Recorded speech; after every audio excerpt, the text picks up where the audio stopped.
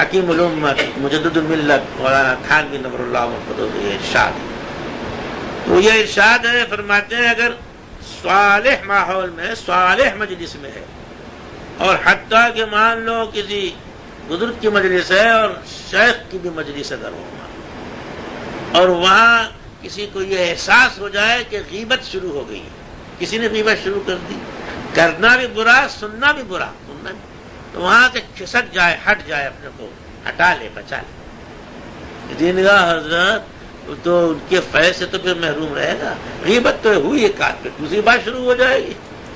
فرمایا ہاں بھائی دیکھو بارش کا نفع کتنا ہے، گرمی لگ رہی ہو، اور جو لوگ نہاتے کیوں بھائی، وہ موٹر سائیکل کا کھود پہن کے نہاتے ہیں کہ نہیں، یا سر کھول کے نہاتے ہیں، سر اتاری کے ٹوپیاں اتار کر کے.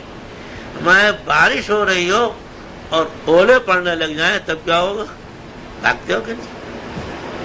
تو غیبت شروع ہوئی تو اولے پڑنا شروع کر، جب احساس اس کو ہو رہا ہے بھاگ لے کسی اور. غیبت کا علاج کیا ہے؟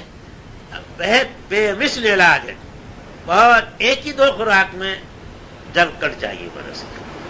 کسی کی غیبت ہو گئی، کر دی، تو اب ہمت کرے بھائی، کڑوا گھونٹ پی لے، اس سے جا کے کہے بھائی تو معلوم ہے آپ کی میں نے غیبت فلاں سے کی تھی، معافی چاہیے، معاف. اس کے بعد پھر بہت جلدی اصلاح ہو جائے. اب اس کا پتہ نہیں چلتا وہ چلا گیا کہیں، اس کے لیے دعا مغفرت کرو اگر مومن ہے، اور غیر مومن ہے اس کے لیے بھی دعا کرو، اصلاح حال کی، ہدایت کی، اس کے فلاح کے لیے. تو عرض کرنے کی بات یہ ہے کہ غیبت جو ہے اتنی خطرناک تھی.